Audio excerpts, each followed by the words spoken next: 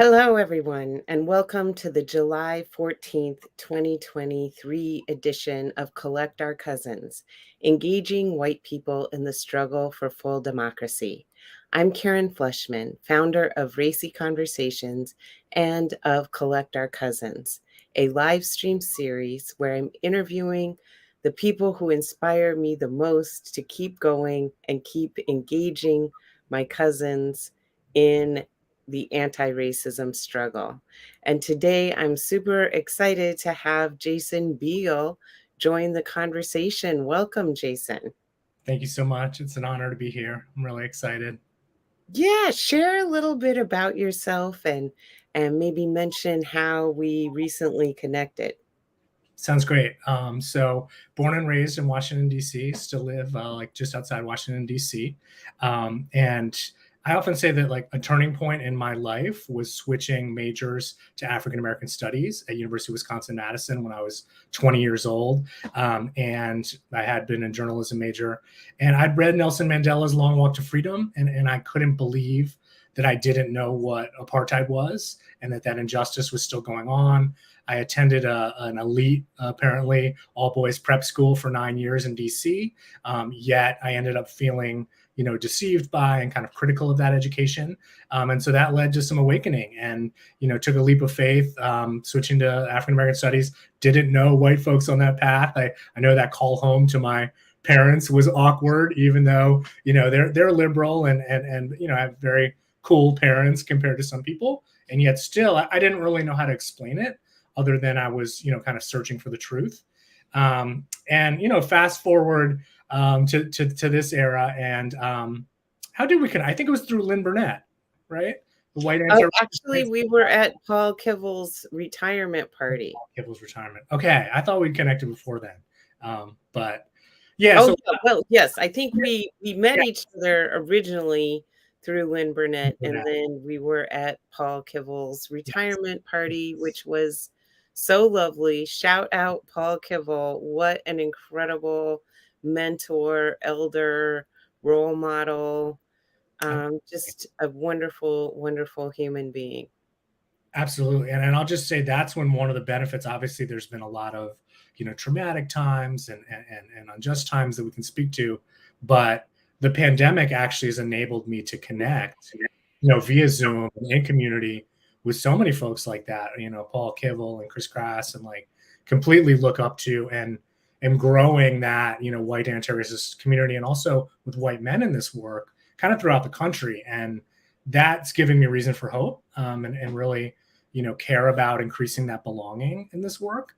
And I'll just say, because I didn't fully get there, but started changing. I got involved with Surge DC in 2016 and organized a masculinity and whiteness reading group that became very meaningful for white men in the work. I definitely needed it. It was in a moment of healing, and some other, white men were in Surge and kind of felt alone. And there were some guys in Mankind Project who maybe didn't have as much race and whiteness analysis. So we came together, had some tensions, and, really became more of an internal liberation healing space due to some strong facilitation from men, just to be frank, that like had a lot more experience in facilitation in the work than I did at that point. So it really grew and we bonded. And, 6 years later, that group went for about 3 years. Then there was a 2.0 group of younger white guys, and like a couple of them have, facilitated, and, that. So we're still meeting monthly, going strong. I love it. Locally in DC, in person, sometimes on Zoom.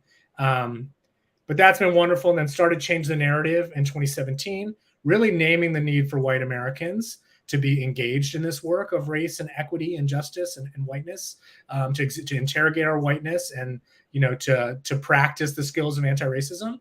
And that's been meaningful. And there are obstacles and barriers there for sure.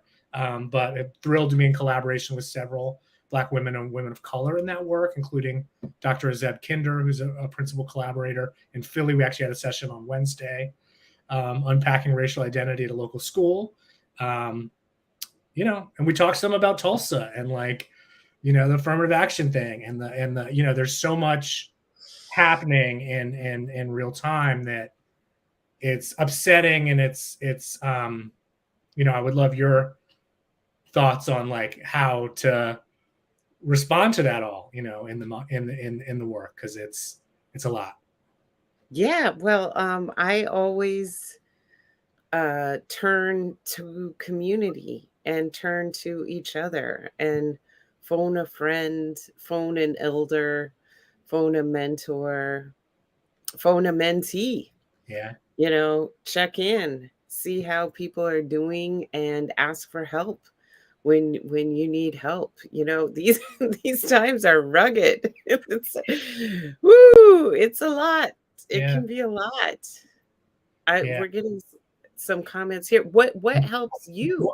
Well, and I was just gonna say I did an introduction, but haven't heard your introduction, so I want to hear Oh, about your entry into this. But yeah, what helps me? Yeah, similarly, like, community and this idea of interdependence, and we have to show up for each other. And I feel like I'm still learning how to do that. I'm really candid about that and have a lot of humility in this work. And I'll say, like, I'm still learning how to be a good neighbor, and right. right, because I see in ways that, like, communities of color show up. Call it mutual aid now, and there are a lot of, like, vibrant mutual aid networks in, like, different wards in DC that are great. And early on in the pandemic, I delivered groceries for one, and, like, it's beautiful work, organizing and meeting the needs. And, like, some of that stuff, in my experience, comes more naturally to Black communities, Indigenous communities, and communities of color. And, like, I didn't necessarily have that modeled, Oh, no. my white Yeah, family, right? And even though definitely not. my parents are loving and compassionate, it wasn't like we knew everyone on the block and, like, do you have some extra sugar, that kind of thing. And so, like, now I'm really trying to embody more of that, with and through the help of my partner as well. It's a woman of color, and, like, brings that givingness and generosity and learning, from her as well. So what about you? And really being present Right, and not always rushing off to the next thing. right, It takes time to be able to do this. Oh, yay. So many people are making nice comments. Eddie, thank you for your comment. We're excited that you're here joining us, and we welcome your questions. And Vanessa, oh, thank you so much. I'm so glad you're watching. And this is my Shiro, Mom's Allyship Against yeah, Racism, Renita Thomas Franklin. Thank you so much for joining us, Renita. Renita, oh my gosh, when I am feeling down, I talk to Renita and it's like, woo, well, and I love the moms. restores all my joy, restores all my energy. How can we get white and Black men and women together in a community to lift each other up? I have a great connection to amazing Black community members in DC. Let's talk. Also, small world, Jason. My maiden name is also Biehl. What a loving comment. And I'll just say, I'm gonna do better if I don't follow the comments. I'll let you do that. It's Yes. like the Zoom chat when they, like, fly by. But so great to be happy to connect, Vanessa. And I've actually never met anyone in person who has the same last name spelled that way, other than myself. So would love to connect. And similarly, like, I'll just say that it was relationships, with and, like, in Black community, that ultimately led me back to what this work with white folks. Like, that's Mm. really important to name. And I see some things sometimes where it's like white folks, getting involved or want to get involved, and it's like they just go to, like, and like Robin DiAngelo has been really important for my socialization. Of So I course. also, like, it's nuanced, don't want to knock that, but it's like, read James Baldwin, read Tony K. Bombard, like, read all these, like, historic, Black and of color voices that are going to make you, like, profoundly uncomfortable about this country. Like, that was my path, was, like, seeking out memoirs, seeking out history, and, like, multiple non-dominant perspectives, because yes, it's important. It's a yes and, right?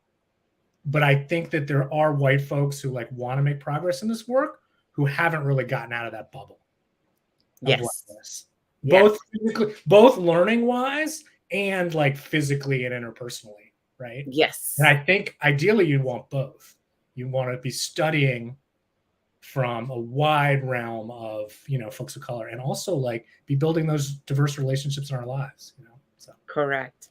yeah. I'm thinking about that photo that's been making the rounds of all the 100 white actors all wearing the same color gathered around a massive table in Idaho, and just everything that that symbolizes. Yeah. And we know that 75% of white people don't have a friend of color.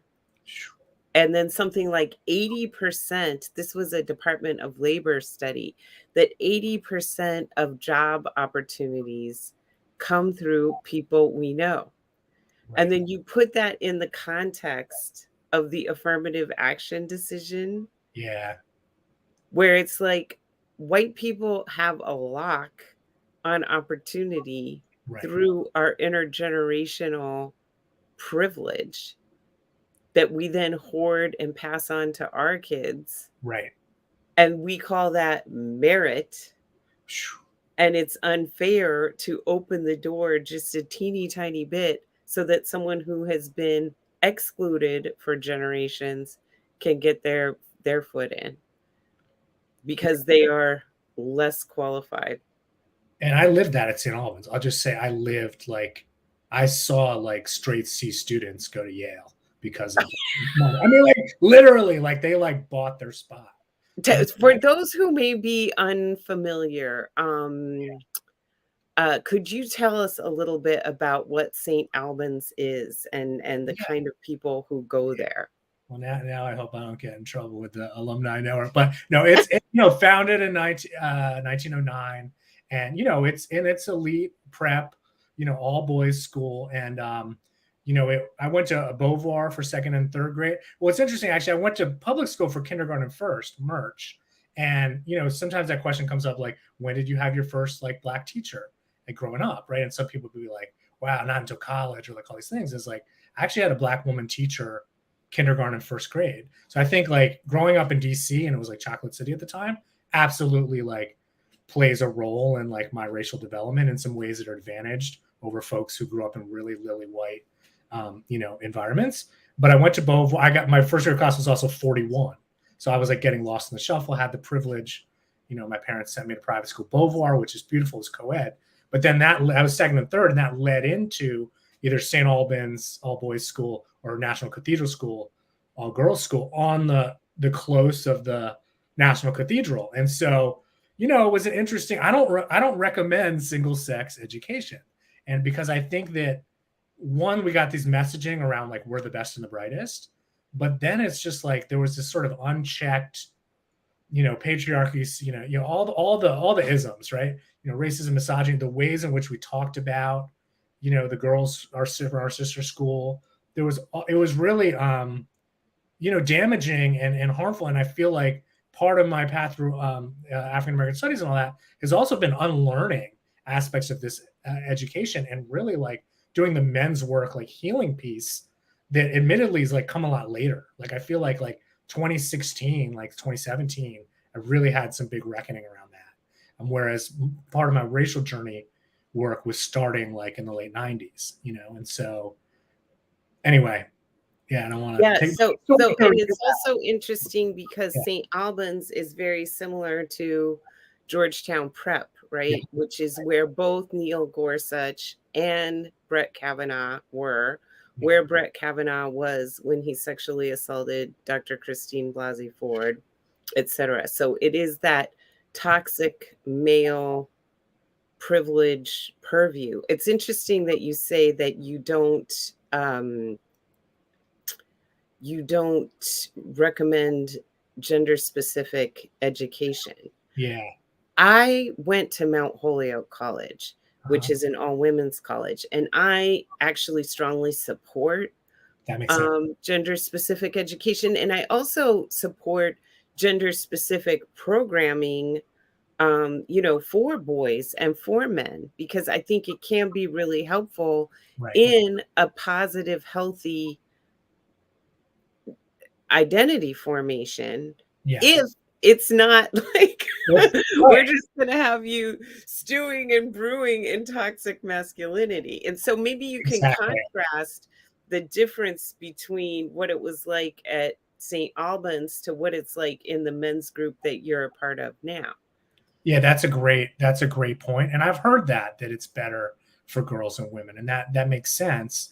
But if it has this like functionality of like more of a locker room or more of a lacrosse, for the boys, then it's like, yeah, what's being modeled, And I think too often the adults, there were some great adults as part of that. I don't want to be dismissive, and there were some great elements of the St. Albans education. I don't want to dismiss that as well.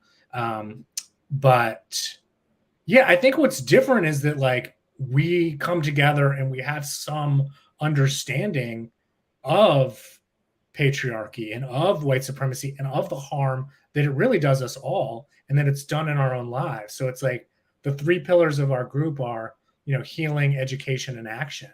And it's like we're constantly, unpacking, ourselves and making connections to experiences in the work. And I remember, after Ahmaud Arbery was killed, we had a really passionate, upsetting kind of meeting, and we ended up writing. Okay, can I just correct you? After a white father and son murdered Ahmaud Arbery, we like there was I think a 12-year-old son or like grandson. We ended up writing a collective letter to this like 12-year-old white boy, because it's like that's the thing too, is it's like, oh, that the grandson, the grandson, basically just being like, just in our anger and in our hate.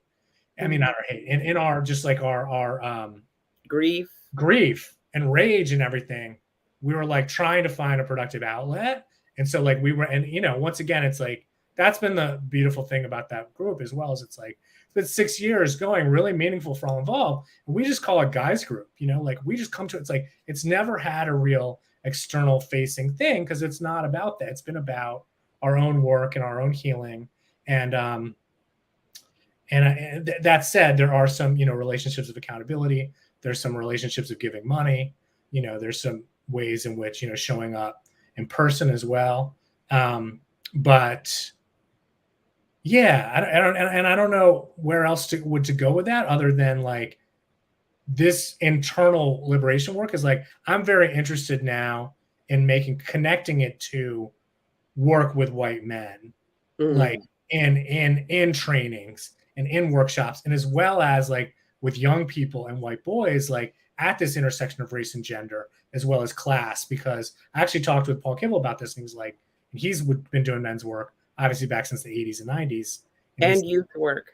And he's like, it's such fertile ground, right? Like no one's doing this work with white boys. And we see. Oh, we know who's doing this work with white boys. Exactly. But we know exactly who's doing this work with white boys. Exactly. So the far right is capitalizing on recruitment and on creating that belonging, and like all kinds of like, using racism and white supremacy and, white nationalism as this political tool for their agenda. And they're attacking public education and banning books and, the transgender attack. Like there's so many ways, reproductive rights, that we can name that. And we have to reversing protections against sexual assault, making it harder for rapists to be held to account. Right. It's just unbelievable. And I think one other thing I want to say with that is, though, that I think we're in this moment on the left where white folks are kind of dismissed. Like this era has been, I've seen a lot of beautiful work of white folks. And I want to talk more about that and provide some examples. But I also see that like there's a lot of guilting and shaming of us as a group. And there's a lot of the ways in which white people and white supremacy are just like synonymous. And it's like, you're just all racist and like, that's it. Right. And you're never going to change. Right. And y'all, should just be ashamed of yourselves. Yes. And that's not a strategy. Aja Monet, a brilliant poet and activist, like writes, like shaming people is not an effective organizing strategy. Right. And it's just not. And so like, we need new strategies. Similarly with men, and like, Me Too movement, and like all this important like reckoning is happening. And like the voices of like survivors and the voices of women and like queer folks and non-binary folks, like and trans folks, like all need our leaders in this movement. And like white men need to like relinquish power and make, or I would say like change how we view our power, Mm. not rooted in domination. And like, if we're just dismissed, wholesale, then like, once again, those Resentment, Proud Boys, bitterness. then the right is getting more. I had a great conversation with Chris Krass recently, and he was like, there are millions of white men who voted for Obama, who like Mhm. are Democrat, who like, and that might not be like the most radical revolutionary thing, but there's like room there. Like, there are millions of white men who are appalled at January 6th, Mm. who believe in multiracial democracy. Like, what are our strategies for like bringing them into like community belonging and action and engagement? Because there are people in the middle, and like, it's important, in this To moment. grow our movement. Yeah. Yes. I think about the wide awake movement, of political education of white people in the North, in the years leading up to the Civil War. And that really created the it created the opening, the possibility of abolishing slavery. It created, and so we have to have a groundswell of white people engaged in the work. And I'll never forget going on Resma Menachem's retreat at Omega Institute in 2019. And he was like, listen up, white people, you have one role in this movement, and that's to collect your cousins. And you can't collect your cousins with FU energy. And I was like, what? You mean I have to love my cousins? Like, it's because when you go through your growth trajectory in anti-racism, and you start to realize, oh my God, the incredible amount of harm that your ancestors Right. have done, that your family has done, that you have done, Yeah. and all the work you have to do to repair that harm, and to be accountable and to actually transform. Um and and then it can turn into disdain. It can turn into, I don't want anything to do with whiteness. I don't want anything to do with white people. And it's okay to not want anything to do with whiteness, but we can't say, I don't want anything to do with white people. We've Yeah. got to find our people, remain in community, remain open to people with whom, are not on this journey yet, Right. and remain in proximity with them so they can see us, and we can engage with them, and we can offer them the wisdom that we've learned. And I love Beverly Daniel Tatum's framing of, I used to think, then I learned, now I think. So we're not like, oh, I'm some exalted, you know, I'm some exalted, holier than thou, person who's above you. No, I'm a person just like you, and I had this experience that taught me this, and this is how I've shifted my thinking about it. No judgment on you. I love that. Yeah, I love And that. I also highly recommend Dr. David Camp's race method. Okay. David, and his last name is Campt. He has the White Ally Toolkit. That's a really great way to engage other white people. And one thing that came up when you mentioned that is like Ruby Sales, Where Does It Hurt? That podcast Mhm. on being, we listened to that Mm. recently in Guy's group, and she's like talks about this need for like a white liberation theology, and she's like, it's almost like you as white people don't Mhm. want to be redeemed, or like don't want each other to be redeemed, and like she's like pointing to this lack of love, and it's like, so there's so many things like that that have me really thinking about like, and I actually Dr. Monet, who's a colleague in the work, asked me at one point, like in the course of these like hectic last couple of years, like, Jason, like, how do white people change and become anti-racist and anti-oppressive, right? And I'm writing about that. I've like written a memoir. I'm trying to get it out there in the world at this intersection of, whiteness and patriarchy, using my own experience to also like make this case for call for action. And I don't know, I'm wrestling with that, but for me, it's been discomfort. Like I really feel like we have to continue to learn from multiple non-dominant perspectives, listen to them, and we have to sit with discomfort and like almost like experience enough discomfort that it like moves us. And it's like, we wake up and we're just like part of the struggle, right? Because I think some people want like the checklist and all that, and it's like, this is painful inner work, like you spoke to.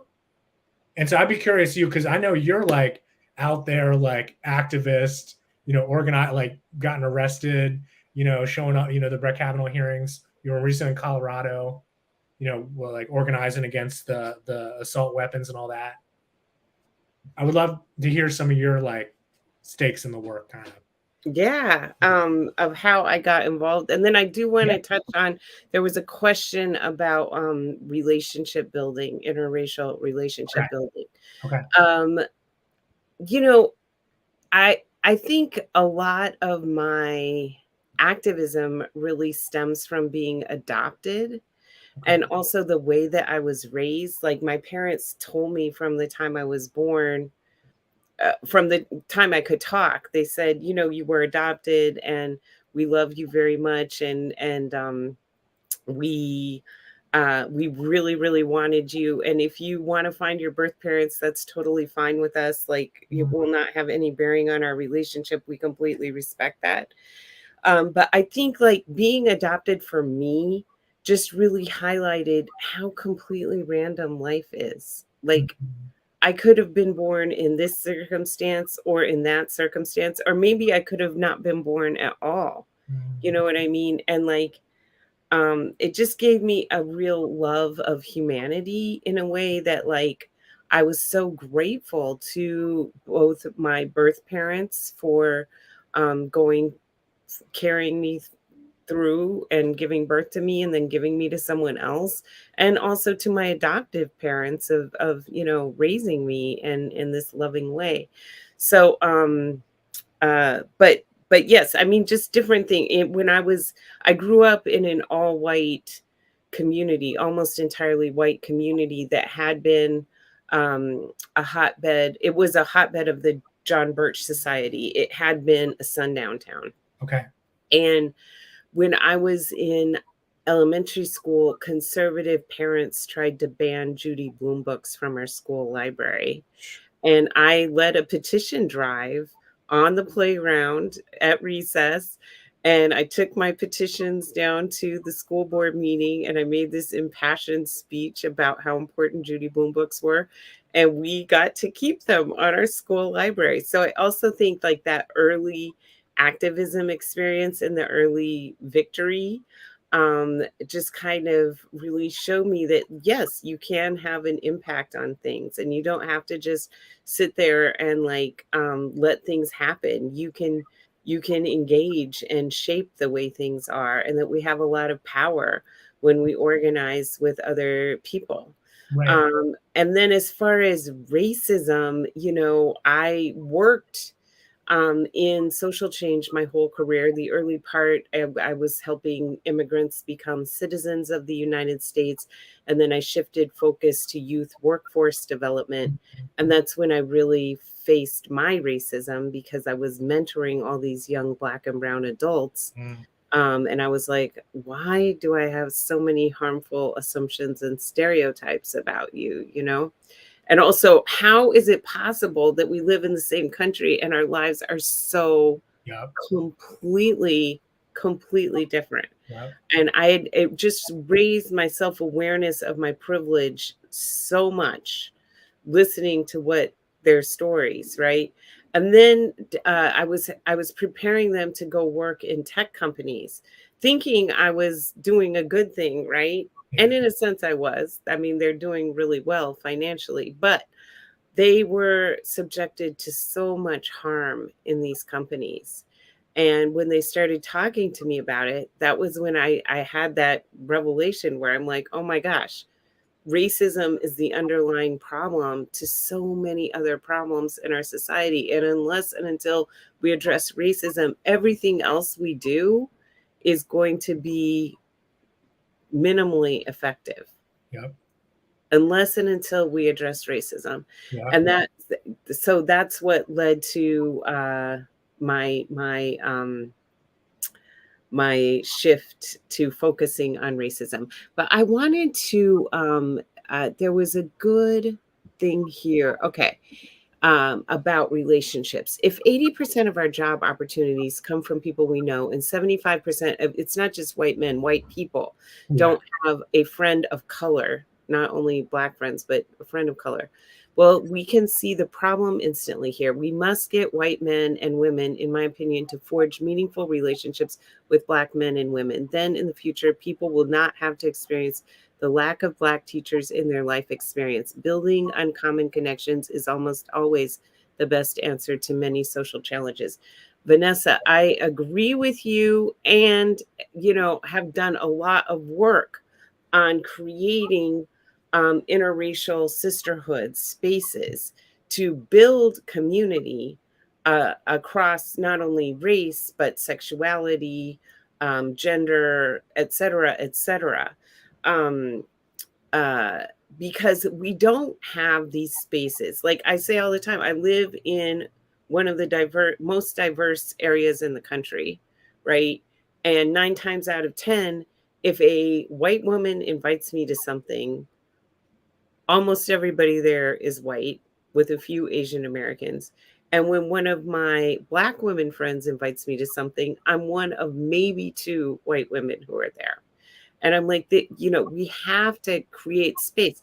Now, I will say that especially, um, I would say over the let's say since 2020, the level of trauma and distrust, and just exhaustion, Right. specifically of Black people and also of other global majority people. And then to have white people show up and say, "Hey, I want to be your friend." Right. We have to be really mindful. I do believe that relationship, friendship, being neighbors, working together at our kids' school, working together in our communities to change policies, all of that is really, really how we're going to transform our society. And, white people have to do a lot of unlearning in order to show up in these friendships in a good way. And I will include myself in that. Like I continue to, cause harm and, you know, uh, apologize and transform and grow. But we have been so conditioned to see ourselves as superior, see ourselves as the one right way, see ourselves as deserving of comfort, in the Tama Okun white supremacy culture, right to comfort, right? And so these kinds of patterns don't lend themselves to creating very strong relationships unless and until we've done a lot of interrogation and, like you said, done a lot of reading, watching films. Like we shouldn't show up and Dr. Twyla Baker has a term for it. I can't think of it right now, but it's like when white people show up and they expect people of color to totally educate them about the issue before they can even start to organize together, because the white people we haven't done our homework about that. 100%. And yeah, I'll just say I really recommend a piece by Adrienne Marie Brown. It's called A Word to White People in Two Parts.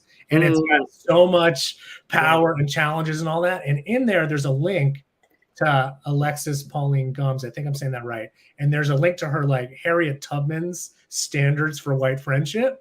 And it's so like rigorous and like amazing. And it's like, who wouldn't want to be Harriet Tubman's, right? Right? Oh my gosh, yes.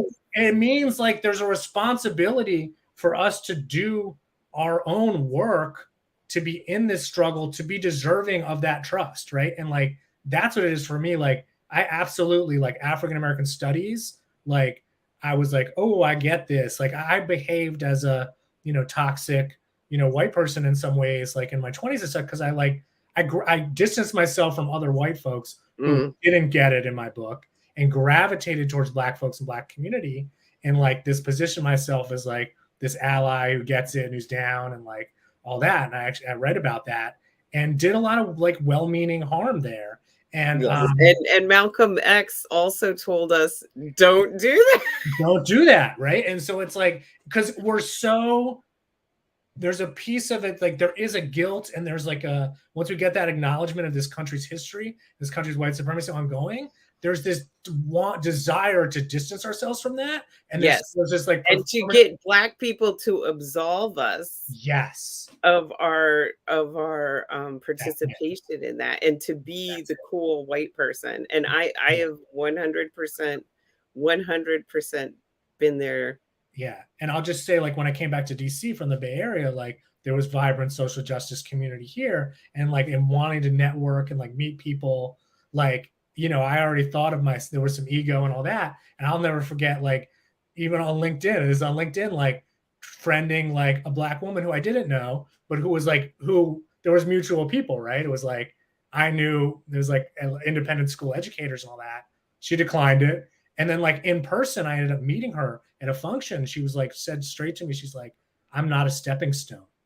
And it was like, wow. It was like, of course. I'm like, yeah, sorry. Like, of course not, And so I think it's also like, that's the other thing to think about, is like, with these authentic building of relationships across like racial diversity, it's like, don't like use that. Don't like name drop and like don't be like, how are you using that friend like as a weapon and all these things? And it's like, because white folks do that too. We take and we appropriate and all these things. So it's like, just continue to do our own work, and some of that community will happen organically. And Jamila Lemieux, who's a Black feminist writer, also like, she had a great thing where it's like, does your Black friend know that you're friends? Right? And it's like so true, because like I've done that too. It's like, you meet someone, you have a good meal or something, and it's like, my friend. It's like, it's an acquaintance. Like, how loose are we with the term friend? Because there's that desire there, that longing to belong and to build, but we really have to do the work with each other. This is actually a great segue to like why I don't love the allyship model. And I think something's really broken with allyship.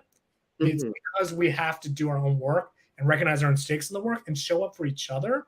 And there's this like self-proclaimed ally thing that's been going on. That's like, and the language can change, but it's still, some of it isn't working. I would say it's also important for white anti-racist folks to not distance ourselves from each other. Yes. I read this great piece, and I can't think of the writer right now, about why is it so difficult for white anti-racist people to work together. And it's like, because like when one of us feels more proximate to Black people and someone does something that's uncool, then we want to distance ourselves from that person and come over, oh, I'm hanging out with my Black people, I'm a cool person, right? Whereas our real work is to go and continue to work with this person and be alongside them to help them understand why what they did was harmful. And to not shun them for that. Right.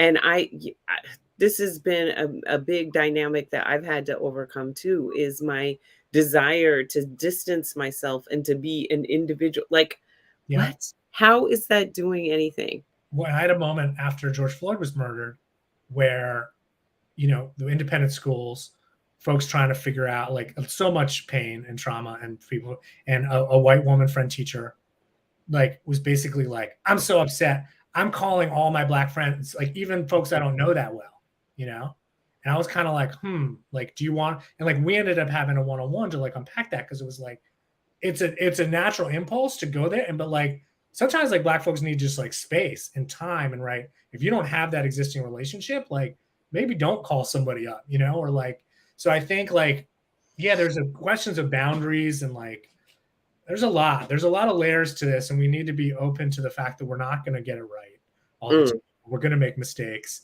and there's too much perfectionism. And but I would love to like transition to like what's inspiring you, or like giving you, Yes. yeah, like what's giving you energy positively in these times, including like with white folks work or multiracial work.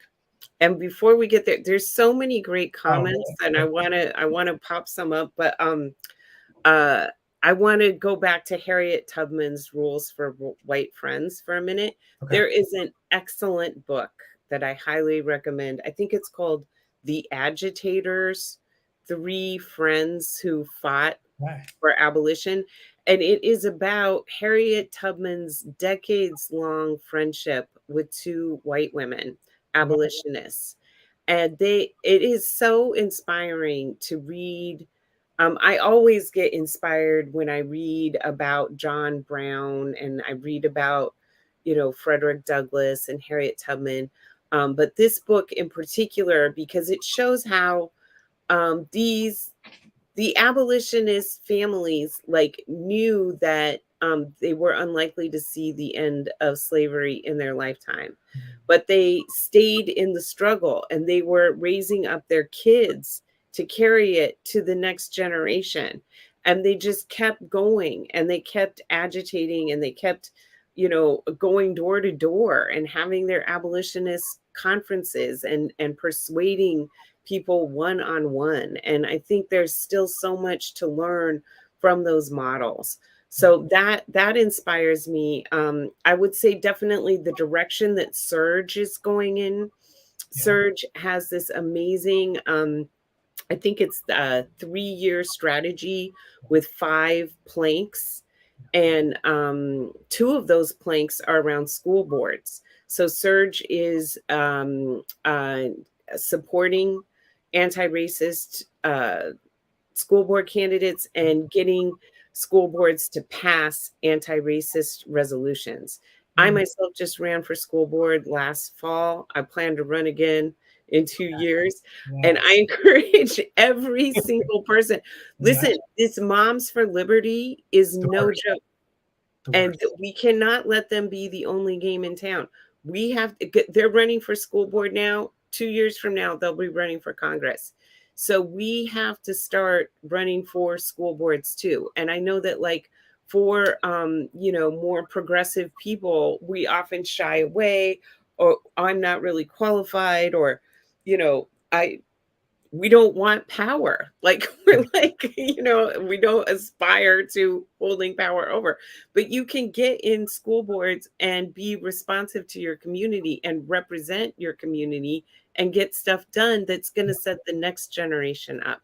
I would say another thing that's really inspiring me, I guess like with everything that happened in 2020, I wasn't paying that close of attention to this Supreme Court decision that expanded protections against sexual harassment to sexual orientation and gender identity. So, in other words, in all 50 states, every employer of 15 or more people, you cannot discriminate against people for being LGBTQ or being trans.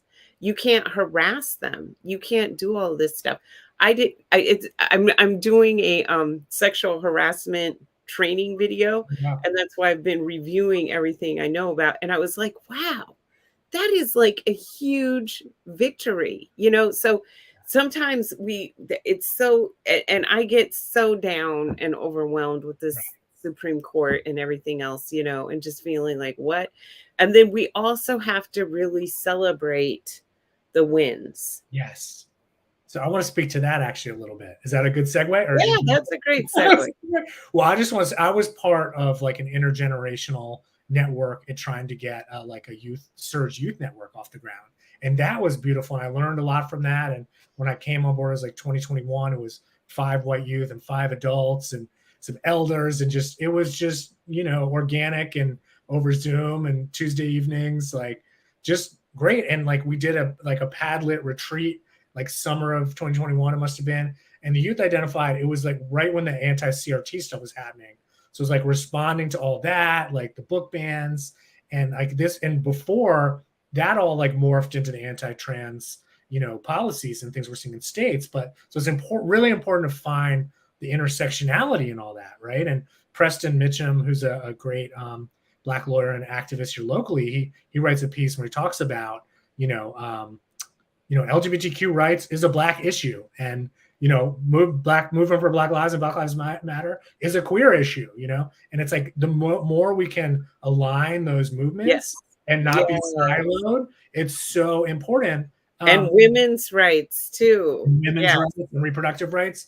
But I'll just go on to say, like, I'm connected to some folks in York, Pennsylvania, the Central York Panther Anti-Racist Union. Like, they've overturned a book ban there, like not once, but twice. Like, we need to know about that. Like, Heal Forward is this program with Heal Together is a program from Race Forward.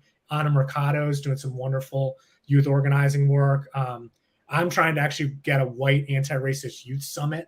There was some resonance and things locally here in DMV, because it's like white folks and white men need to be brought in and belonging, but also young people. And so it's like white young people absolutely care about these issues. They're involved in climate justice work. There's like great organizing by Sunrise Movement.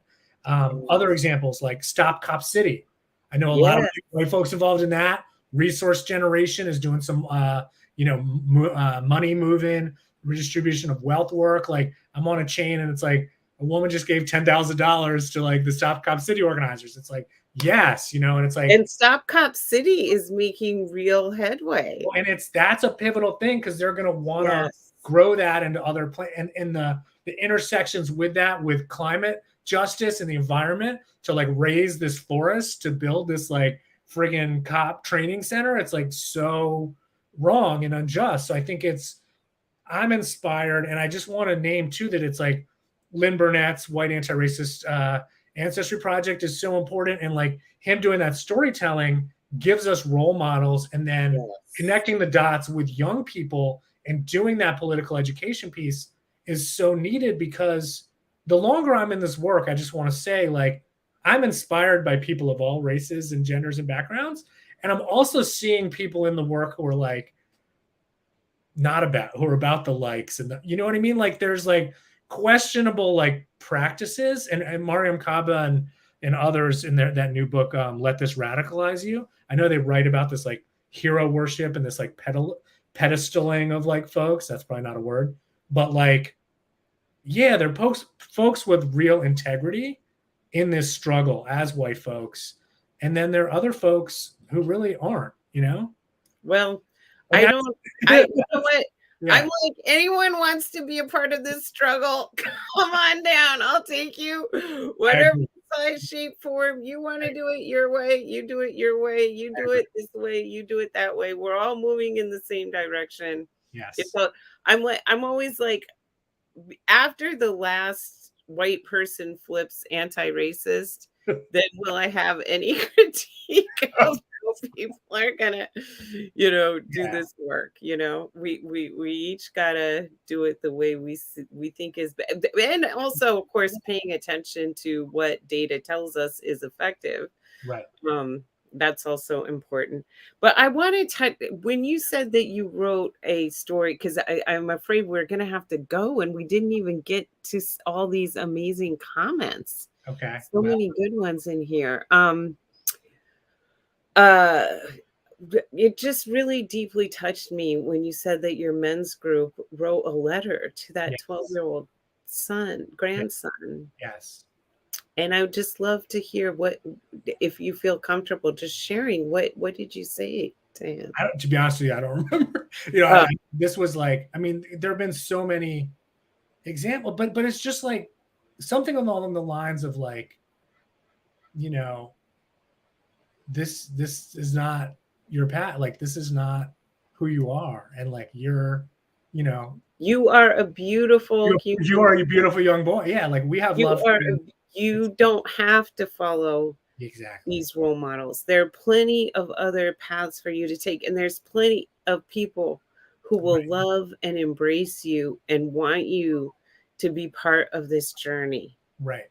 And you may face a lot of rejection from people who should be loving you and giving you the, but also we have to forgive them because those people are the product of their own intergenerational trauma.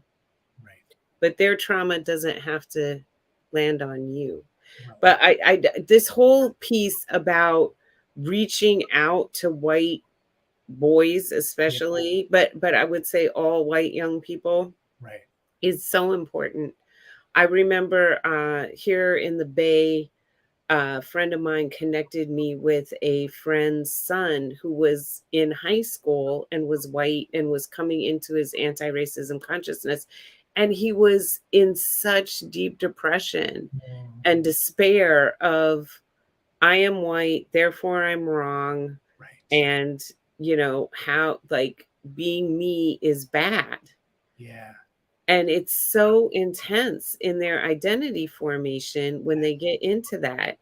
And so just letting white people know we are humans, Right. we are human beings, and we are deserving of compassion and respect Yes. and love and belonging, and providing that for one another is so, so, so important. 100%. And a colleague recently, it's like eye-opening light bulb moment for me was like, there's so much existential dread Yes. around. There's so much critique of white people in general. Then there's even stronger critique of white people in anti-racism work. And then you add the layer of white men to it. And so it's like, there's so much existential dread of just like, should we exist, that it's hard for people to get past a year or two. And it's just like, so these feelings of doom and gloom and of like, has some people in a state where they're not showing up. And I'll just say with the Ahmaud Arbery, like the run, I remember there was like a Black woman like went into my inbox and was like, shared the run for Ahmaud. And I like went to like Malcolm X Park that morning and I ran for Ahmaud. I probably didn't do the full 2.3 miles because I was out of shape or whatever, but I like recorded a little thing and I just wanted that moment of solidarity. It was an ask from her and I did it. And then I proceeded the whole day to see on social media, like, white people should not do that. This is performative, like all this other stuff, right? And I had to be okay in those two truths, right? That felt aligned for me to do that this morning, and this critique around a performativeness or what we do can be valid from Black folks as well. So both is yes and, right? Yes. And I think that like actually to Resma's points is like all that we're good for is sort of like collecting our cousins. Like I hear that, but there's a little bit of a pushback for me to that because it's like yes, our own healing, and yes, our own organizing, but it's like we have to show up in a multitude of ways, and that includes like in the streets and like multiracial action, and like that's very much connected to our internal work. But like to me, saying like the only role you have is to collect your cousins, it almost verges on that like we're fully human and we need to be fully human. Well, yeah. I see activism though as also collecting our cousins. Okay, good. Activism to me is about holding public officials to account. Yes. To change policies and systems. 100%. Yeah. 100%. And organizing. But Jason, this has been so fan. Everyone who joined us, I'm so sorry we didn't get to all these incredible comments with like Sharifa asks, how do you engage people who reject history or reject humanity overall? Yes. I would say don't waste your time. Like right. Go to, when I think of white people as a continuum from like, KKK people to other folks over here, I'm aiming at this group right here and trying to shift them over. And as I shift those folks over, then that creates more space for this group to shift over. And I'll just say real quick, like the Tulsa thing, I mean, that there was denial of reparations and all that from the survivors this week. But there was also the superintendent saying that it's okay to teach about the Tulsa race massacre, but that it cannot reflect that it was driven by, harm one race over the other. And it's like, wait, what? Like, make it make sense. Like, do you understand this history? Do you understand the white supremacist terror at the heart of like that? And so it's like, it just, that idiocy, I mean, that's probably not a good word to use, but like the cognitive dissonance, like we need folks calling it out and like teaching rigorous, like honest history. Zen Education Project, Teaching for Change, or a lot of organizations who are like in that fight. I don't know. So Jason, how can people connect with you? The website is www.changethenarrative.me. It's probably about to get some updates actually. Instagram, j.biehl, B-I-E-H-L, Twitter, Jason W. Biehl. I'm not on the threads yet or the spill or I don't know that I need more social media in my life, but jbiehl@gmail as well. If you'd like to email me, I will respond. Like I absolutely believe in making connections and furthering this work. So, and let's keep making anti-racism joyful. We are the loving people. We are the happy people. We are the people full of community and joy. Yes. Always remember that. Always remember that. Yes. And support multiracial labor struggle too. Yes. David Dean taught me anti-capitalism and our anti-racism. 100%. 100%. I'm so excited about all these strikes. All power to the people. Okay. Thank you, Jason. Thank you to everyone who came. I'm so sorry we didn't get all these comments up here, but I really appreciate you taking time to listen and to comment. And Maria, thank you. Thank you, Maria. Oh, that's a friend of mine. Yeah. You're inspiring me to get back to doing these on a more regular basis. So let me get myself organized. If you know someone who'd be good to have on here, please have them DM me. I will. I do. Okay. Thanks, Karen. Thank you, everybody. Bye now. Have a great weekend.